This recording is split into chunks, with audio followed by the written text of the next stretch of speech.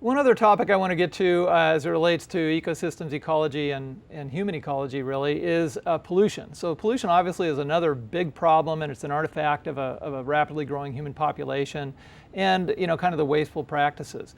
So there are many areas of pollution I can get into. I'm just going to have a very restricted discussion here. But when we talk about pollutants, there are different types of pollutants that we talk about. One category would be a point source pollutant. A point source pollutant is one where we know the exact source of the pollution. So we can trace it back to a specific plant, a specific factory, perhaps a specific treatment plant, something like that.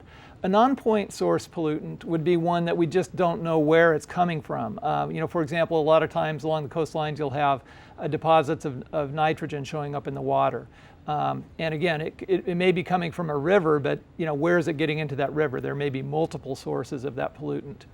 And then a primary pollutant would be one that is toxic in the form that it's released into the atmosphere or into the water, because we'll be focusing mostly on air and water pollution here.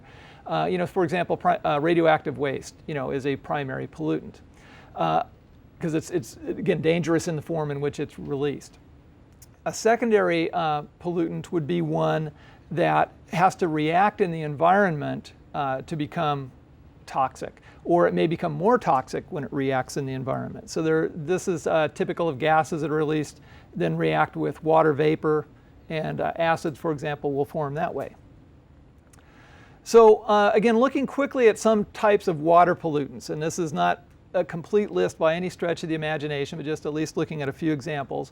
One would be what we call oxygen-demanding waste, and this is kind of a euphemism for sewage. And oxygen-demanding wastes are those then that contain organic material. Bacteria and fungi will feed on this, and it sucks the oxygen out of the water, so they demand oxygen. Plant nutrients also are considered pollutants, and again it goes back to that process of eutrophication we talked about. So nitrates and phosphates, this will trigger algal blooms. This then sucks oxygen out of the water, leads to fish kills, those kinds of things. Pathogens. So here we're looking directly for bacteria, fungi, other kinds of things in the water that potentially could harm health. SOCs is a reference to synthetic organic compounds, and this is just a euphemism for pesticides and herbicides. So again, this would be another thing that government agencies tend to monitor for. So all of these are things that agencies monitor for in trying to protect our public health. Inorganic minerals are just that. So things like iron or mercury in particular, which can be very toxic, lead, which can be very toxic. So they're mainly looking for toxic minerals in these kinds of situations. Heat is something you wouldn't normally think of as a water pollutant, but with power plants in particular, they'll use water for cooling in part of that process, and then that water is returned back to the oceans or perhaps rivers at a slightly higher temperature, and then that completely changes the ecosystem. And then also radioactive substances. One of the real problems with mining radioactive substances is it can get into the air. Also, it can drain into the groundwater. And of course, if you're drinking that can cause cancer and other problems. So again, that's just a partial list of some of the things that we try to monitor. And then another kind of pollution I want to talk about is air pollution. And again, there's a lot of areas of air pollution, but just very quickly talking about smog. So that's one of the things that we encounter on a daily basis, at least if you live in any kind of industrialized area.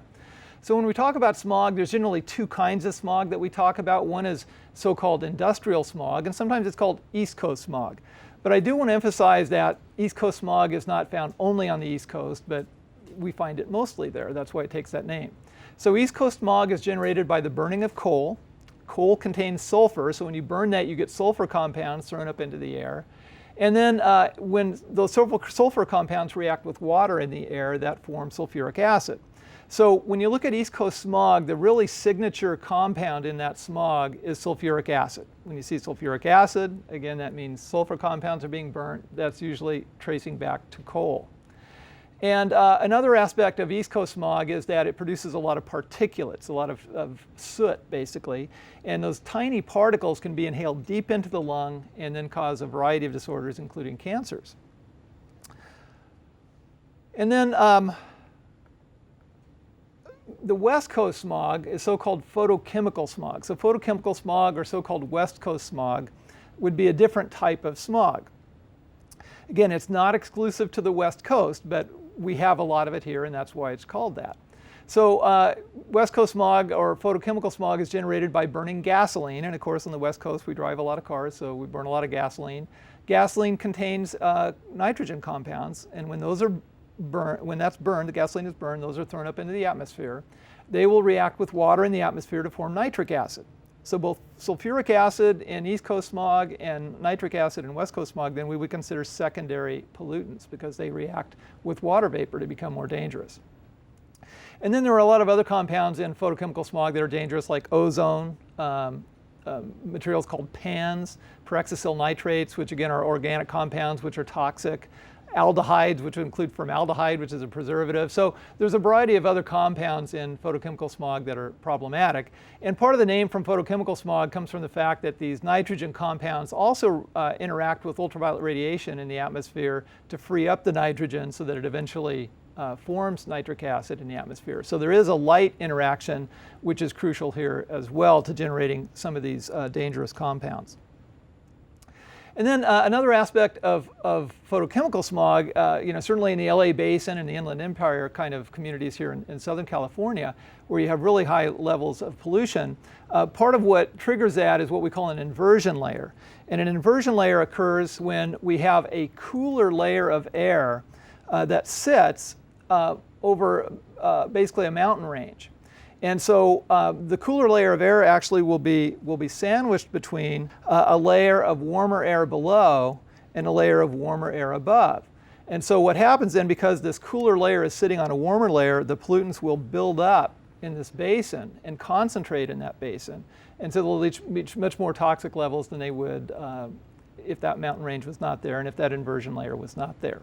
So again, there are certain areas of the country, particularly here in Southern California, where we have coastal mountains, where in the summers we'll get a slightly cooler layer sitting over a warmer layer, and then the pollutants can't escape. And it takes a big wind then to come in and blow that stuff out of the basin. So again, that's just touching really the tip of the iceberg in terms of the kinds of pollutants that we have out there, both water and air pollutants. But these are some that we do potentially encounter, and I wanted to be sure that I discussed them at least briefly.